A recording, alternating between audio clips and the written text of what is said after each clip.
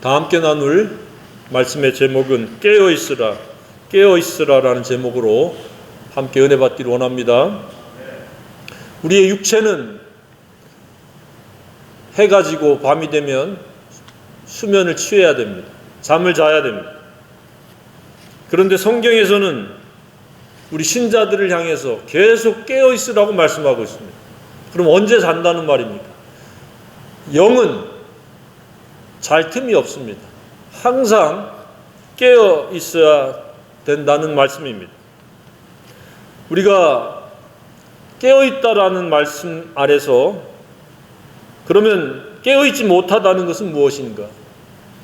오늘 본문에 나와 있듯이 깨어 있지 못하다라고 하는 것은 세상에 물들고 자기의 그 본성, 악한 본성에 휘둘리는, 사로잡힌, 결박되어져 있는 삶을 살아가는 사람이 깨어있지 못한 삶입니다. 여러분은 깨어있습니까? 깨어있지 못합니까? 삶을 이끌어가고 주관하는 주체가 내 스스로입니까? 아니면 성령에 의한 진리입니까? 성령에 의한 진리가 아니면 우리는 깨어있지 못한 사람들입니다. 성경은 곳곳에서 이러한 이분법적인 가르침을 계속 반복하고 있습니다. 방금과 같이 깨어있는 자와 깨어있지 못한 자. 비신자는 깨어있고 깨어있지 않고에 해당되어지지 않는 부류입니다. 신자라고 일컫는 자들 중에서 깨어있는 자가 있고 깨어있지 못한, 영적으로 잠든 삶을 살아가는 이들이 있다는 사실입니다. 그 외에도 많은 이분법적인 대조와 차이를 이루는 그런 설명이 성경에는 계속 반복됩니다. 가장 대표적인 것이 있으면 양과 염소입니다. 겉은 비슷해 보이는데 성질이 전혀 다른, 그리고 그 결과값이 180도 다른 그러한 이분법적인 그런 차이가 바로 양과 염소입니다. 양은 영생인데 염소는 영벌에 들어가는 자입니다. 그러니까 그리스도인인데도 불구하고 영벌에 들어간다는 것은 매우 끔찍한 일이 아닐 수 없습니다. 모두가 영생의 길, 영생에 들어갈 수 있는 저와 여러분이기를 소망합니다. 그 외에도 한두 가지가 아니죠. 하나님의 뜻을 순종하는 지혜자가 있는가 하면 하나님의 뜻을 알고도 순종하지 않는, 불순종하는 어리석은 자가 있습니다. 그러니까 그리스도인인데 지혜자냐 어리석은 자냐, 또는 겸손한 자냐 교만한 자냐. 인생의 모든 대부분의 문제는 교만에서 비롯됩니다. 교만은 무엇입니까? 내 뜻, 내 생각, 내 멋대로 살겠다는 겁니다. 왜 방탕에 빠지고 왜 악한 행실을 나타내고 많은 사람과 불화하고 오고 가는 모든 인간관계 속에서 계속되어지는 갈등을 초래하고 좌충우돌하며 살아갑니까? 교만 때문에 그렇습니다. 겸손하면 그렇게 화평이 깨어지고 갈등을 유발할 일이 없습니다. 논쟁이 벌여도 겸손하면 양보하면 됩니다. 그런데 교만하면은 끝까지 자기 생각, 자기 뜻을 관철하기 위해서 막 언성을 높이다 보면 상대도 똑같은 사람 만나면 이제 싸우는 겁니다. 그 등을 돌리고 척을 지게 되고. 저 여러분이 겸손할 수 있기를 소망합니다. 악달맞게 그 교만에 휘둘리면은 결과값이 있습니까? 사이가 나빠진 것 외에는 없습니다. 가족 간에도 마찬가지입니다. 내 뜻을 관철하기 위해서 상대가 이해도 안 했는데, 내 뜻에 동조도 안 했는데 강요하고, 그리고 그 강요에 의해 가지고 수긍하지 않는다고 언성을 높이기 시작하면 남는 것은 잠시 동안일지라도 원수가 되어지는 것밖에 없습니다. 먼저 설득을 해야 되고 깨닫게 하고, 그리고 공감대를 얻어내고, 그래서 함께 그 뜻을 이루어가야 되는데 그냥 우격다짐으로 이렇게 저렇게 해가지고 서로 상처를 주고받는, 뜻을 이루기는커녕 상처를 주고받는 그러한 경우도 왕왕 있습니다. 우리의 삶이 그렇습니다. 교만이 개입되고 내 중심적인 사고 방식을 앞세우게 되면은 남는 게 없습니다. 권위에 의해 가지고 잠시 동안 움직여지는 것 같아도 내면 세계가 동의되어지고 공감되어지지 않으면 움직여지지가 않습니다. 사업도 마찬가지입니다. 직원들을 움직이는데 직원들을 잘 설득해서 방향을 올바로 이끌어가지 않고 우격다짐으로 하면 거기에 남아있을 사람이 없습니다. 뿐만 아니라 또 이분법적으로 성령 충만한 자와 성령 충만하지 못한 자가 있습니다. 성령 충만한 자의 표식은 무엇입니까? 경건을 추구합니다. 내가 하나님의 뜻대로 살아야지, 하나님을 경외해야지 라고 하는 이 경건의 삶을 추구하면서 그 결과값으로 평안과 즐거움과 기쁨이 있습니다. 반면에 성령 충만하지 못하고 자신의 생각, 즉 육신의 생각이 충만한 사람의 특징은 항상 공고합니다.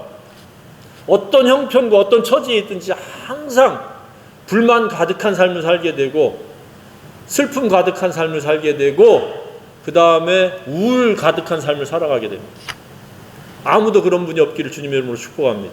잠깐 동안에 우리가 아차하는 순간에 우울에 빠지고 슬픔에 빠지고 근심 걱정과 두려움에 빠질지언정 계속해서 우리가 그러한 생각체계의 삶을 살아갈 수는 없습니다. 빠르게 빠져나와서 즐거움을 회복하고 기쁨을 회복하고 평안의 삶을 살아야 된다고 믿습니다. 뿐만 아니라 성경에서는 이분법적으로 우리가 알아야 될 것 중에 하나가 열정적인 사랑의 뜨거움을 가지고 살아가는 자와 사랑이 없이 냉랭하게 차지도 더없지도 않은 미지근한 채 살아가는 사람이 있습니다. 우리는 모든 부분에 있어서 긍정에 속할 수 있기를 소망합니다. 열정적일 뿐만 아니라 성령 충만한 자요, 겸손에 의한 지혜자요, 양에 속하는 저와 여러분이기를 간절히 소망합니다. 뿐만 아니라 충성된 자가 있고 게으른 자가 있습니다. 충성된 자는 한결같습니다. 비가 오나 눈이 오나.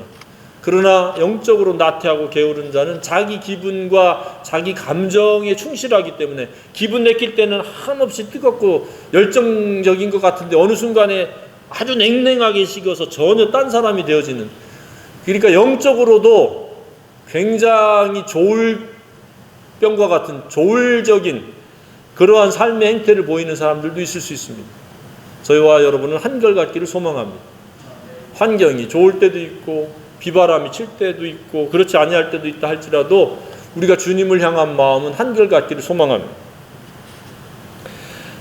우리는 이러한 양극단적인 성경의 이 가르침 속에서 우리가 깨달아야 될 것은 한 가지, 한 단추를 끼게 되면 줄줄이 똑같은 긍정의 단추를 끼거나 부정적인 그러한 의미의 단추를 끼거나 그렇다는 이야기입니다.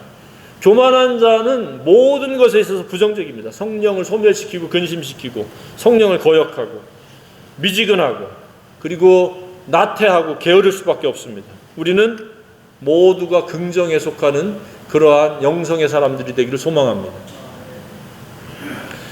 자, 그러면 오늘 본문의 신자로서 깨어 있어야 된다라는 말의 의미는 무엇입니까?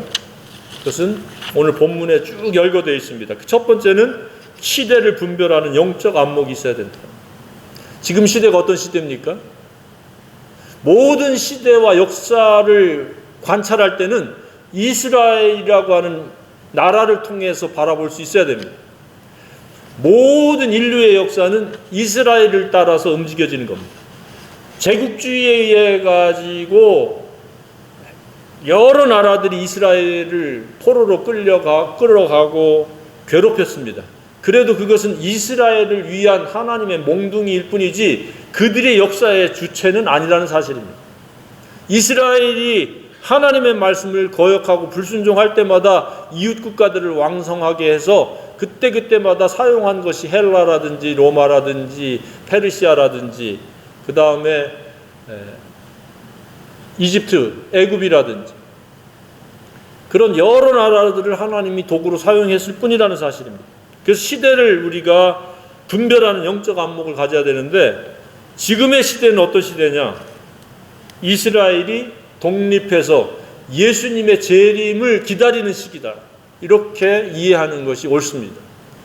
너희가 무엇을 보라고 그랬습니까? 무화과 나무와 모든 나무를 보라고 그랬습니다. 싹이 나면 너희가 보고 여름이 가까운 줄을 자연히 아나니 이와 같이 너희가 이런 일이 일어나는 것을 보거든 하나님의 나라가 가까운 줄로 알라. 이스라엘 독립을 지금 이렇게 에둘러서 말씀을 하고 있습니다. 언제 이스라엘이 독립을 했습니까? 1948년 5월 16일. 그러면서 이 세대가 가기 전에 32절에 이 세대가 지나가기 전에, 그러면 우리가 유추하건대 이스라엘이 독립한 세대가 다 지나가기 전에 이렇게 이해해도 무방하리라고 생각이 되었습니다. 그러니까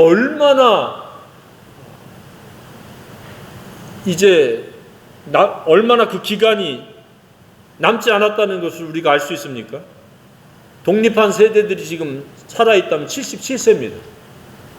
그 77세 된 분들이 다 죽기 전에 예수님이 오신다 라고 우리가 이해해도 이 성경적인 그 문법적으로 문자적으로 우리가 이해하는 데 있어서 해석하는 데 있어서 크게 빗나간 것은 아니라고 생각이 되어집니다.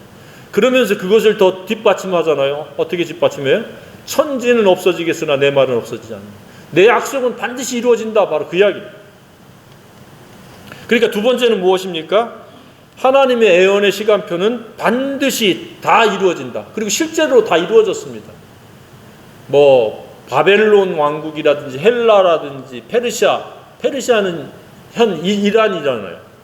그런 나라들을 사용해서 이스라엘을 몽둥이질 했잖아요. 그런 약속들이 선지자들을 통해서 다 애언된 대로 다 이루어졌습니다. 이루어지지 않은 게 있다면 무엇입니까? 이제 예수님의 재림밖에 없습니다. 예수님의 탄생도 600여 년 전에 예수님 오시기 전에 벌써 다 예언되어 있잖아요. 이사야서를 통해서라든지 여러 곳에서 시편을 통해서라든지 다 이루어졌잖아요. 말구유에 오실 것까지 다 예언되어 주셨는데 이제는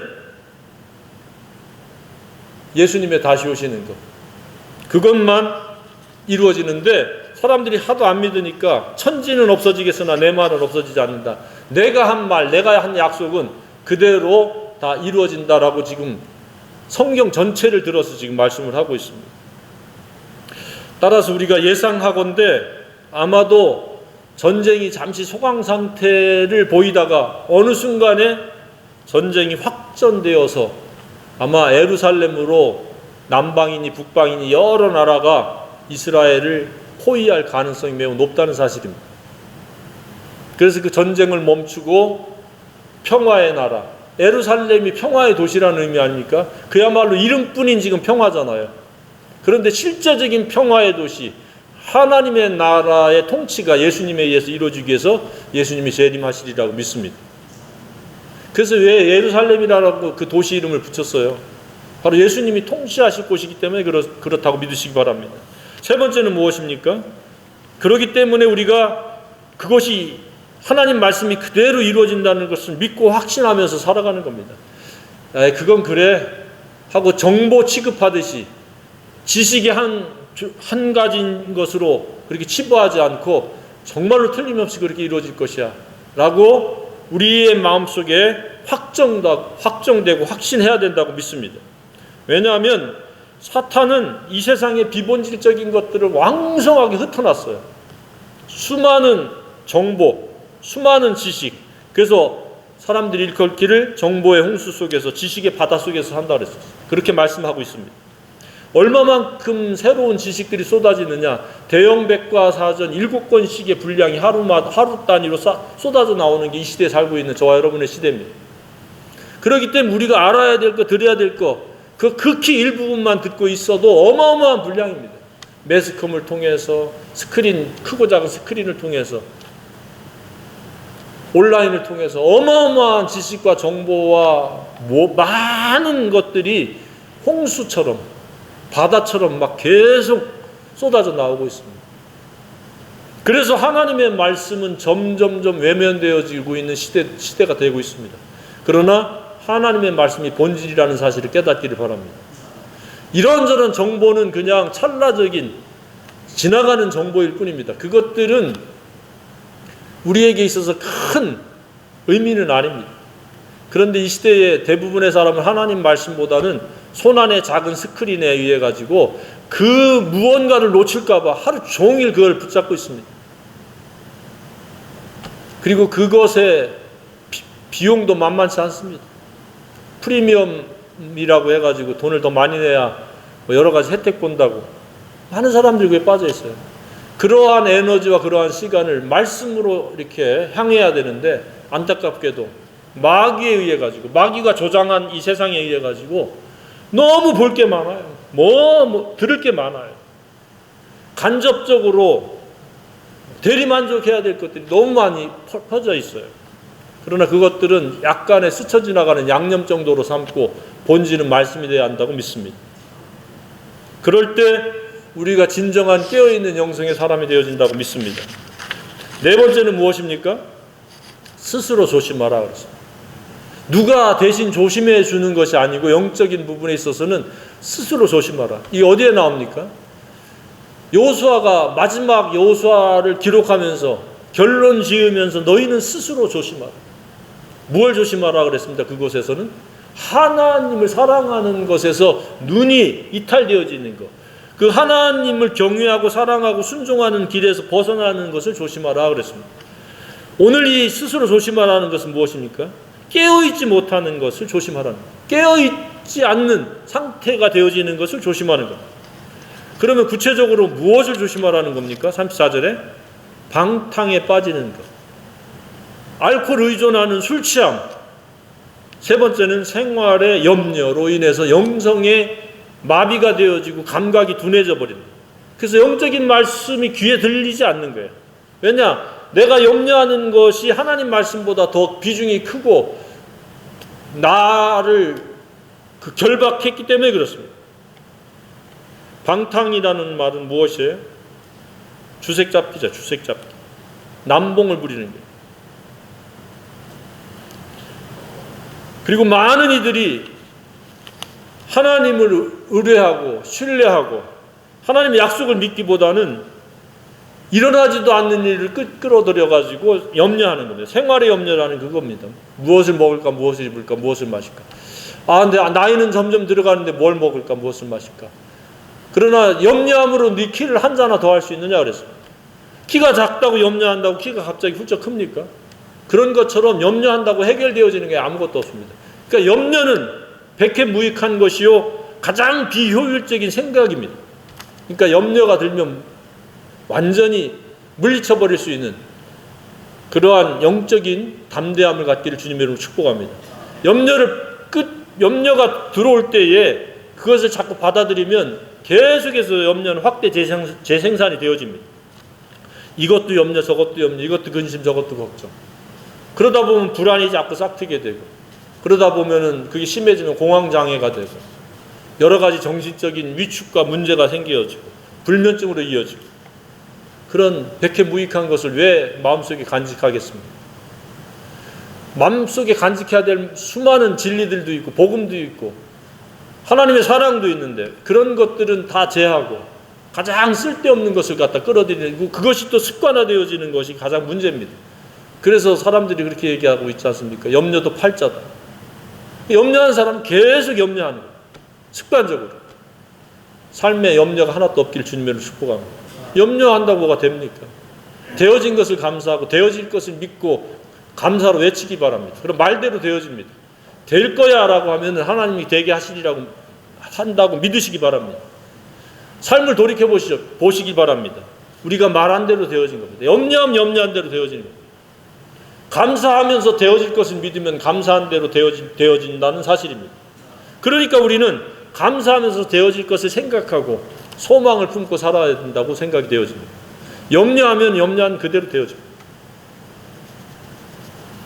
그래서 우리는 계속해서 스스로 조심해야 됩니다. 조심은 한두 번 하는 것이 아니라 계속 날마다 우리가 조심해야 됩니다. 조심하지 않으면 우리는 방탕에 빠집니다. 방탕에 빠진다는 것은 술과 여자에 빠져서 멘탈이 고장난 겁니다. 멘탈이 망가진 겁니다. 그래서 남봉꾼이 되어지는 것이 방탕입니다. 비신자들은 비일비재 있지만 크리스찬들 중에서도 많이 있습니다. 적지 않은 이들이 예수를 인정하고 믿으면서도 불구하고 자기 마음 컨트롤을 하지 못합니다. 성령의 인도함을 받지 못하고 자기 스스로의 그 감정과 기분과 욕구에 충실하다 보니까 어느 순간에 이러한 방탕의 삶, 술과 여자에 빠져서 남봉꾼이 되어버립니다. 다섯 번째는 무엇입니까? 예수님의 재림은 온 지구상에 거하는 모든 사람에게 임하는 것으로, 예외 없이 임하는 것으로 전무후무한 사건이 될 것이라고 하는 가장 큰 페스티벌, 축제가 되어진다는 사실을 알고 소망으로 살아야 된다는 사실입니다. 저는 아까 찬송 부를 때도 예수님께서 나팔불, 천사들이 나팔 불면서 구름 위에 오실 때 우리의 이름을 부른다고 할 때 굉장히 마음에 벅찬 감정을 가지고 불렀습니다. 마지막 때가 되면 둘이 맷돌로 가르다가 한 사람은 데려감을 당하고 한 사람은 버려둠을 당한다고 그랬습니다. 데려감을 당하는 사람은 예수님의 재림을 맞이하는 사람이고 버려둠을 당하는 사람은 심판받는 사람입니다. 버려둠을 당하지 않고 데려감을 당하는 저와 여러분이 되기를 소망합니다. 그것이 바로 우리에게 있어서의 처음이자 마지막 전무후무한 축제가 되어지리라고 믿습니다. 마지막 여섯 번째는 무엇입니까? 그러므로 장차올 이 모든 일을 능히 피하고 인자 앞에 서도록, 그러니까 방탕에 빠지거나 술 취하거나 생활의 염려를 피해서 예수님을 맞을 수 있는 준비된 영성의 삶을 살아가기 위해서는 항상 기도하며 깨어있어요. 항상 기도해야 된다는 사실입니다. 바울은 이 부분에 대해서 뭐라고 말씀하고 있습니까? 항상 기뻐하라, 쉬지 말고 기도하라, 범사에 감사하라. 이러한 세 가지가 계속되어지고 예언을 멸시치 말고, 그러니까 하나님 말씀을 따라 살아가는 이 네 가지가 계속 반복되어진다면 그는 예수님을 맞을 준비가 잘된 그런 성도라고 저는 믿습니다. 늘 짜증과 분노와 염려 속에서, 두려움 속에서 살아가거나 기도가 멈춰진 채로 살아가면 그는 고장난 그리스도인, 뭔가 문제가 생긴 그리스도인, 하나님이 주시는 은혜를 받지 못하는 신자가 되어지리라고 생각이 되어집니다. 깨어있지 못하다라고 하는 것은 이처럼 매우 심각한 문제적 그리스도인이라는 사실입니다. 어떻습니까? 깨어있습니까? 깨어있기를 주님의 이름으로 축복합니다. 깨어있는 것의 첫 출발은 무엇입니까? 예수 그리스도 안에서 항상 말씀과 기도로 살아가는 그런 삶입니다. 그러니까 말씀과 기도가 멈춰졌다라고 하면 그 삶은 결코 깨어있을 수가 없습니다. 영적으로 세상에 물들었거나 방탕에 빠졌거나 술 취해서 비틀거리거나, 그리고 마귀에 의해 가지고 마귀가 조장하는 그러한 불법의 삶, 불량한 삶, 불순종의 삶에 빠질 가능성이 매우 높다는 사실입니다. 우리는 우리에게 주신 삶의 기회가 깨어있는 영성으로 살아야 된다는 사실에 대해서 오늘 확정해야 됩니다. 그냥 차지도 덥지도 않은 미지근한 삶, 영적으로 그냥 방탕과 나태와 안일에 빠져있는, 영적으로 게으름에 빠져있는 그런 삶이 아니라 계속적인 그 사랑이 작용하는, 사랑의 열정이 식지 않는 그런 영생의 사람이 되어야 한다고 믿습니다. 우리가 사는 이 시대는 먹고 마시고 입고 보고 즐길 거리가 넘쳐납니다. 그렇기 때문에 많은 사람들이 마귀에 의해 가지고 그 영성이 장악되었습니다. 그래서 모양만 그리스도인인 척 흉내를 내고 나머지는 완전히 마귀가 펼쳐놓은, 마귀가 의도하는 그런 세상에 빠져서 살아갑니다. 그러면서 계속해서 내면 세계는 고갈되어지고 메마른 삶을 살아가는 겁니다. 이것을 영적인 기갈이라고 합니다. 기근과 갈증을 줄인 말이 기갈입니다. 왜 기갈입니까? 때가 이르니 사람들이 양식이 없어 주림이 아니요 물이 없어 가람이 아니요 여호와의 말씀을 듣지 못한 기갈이라, 기근과. 그래서 젊은 남녀가 길을 가다가 비틀거리다 쓰러진다. 이 시대가 바로 그런 시대라고 생각이 되어집니다.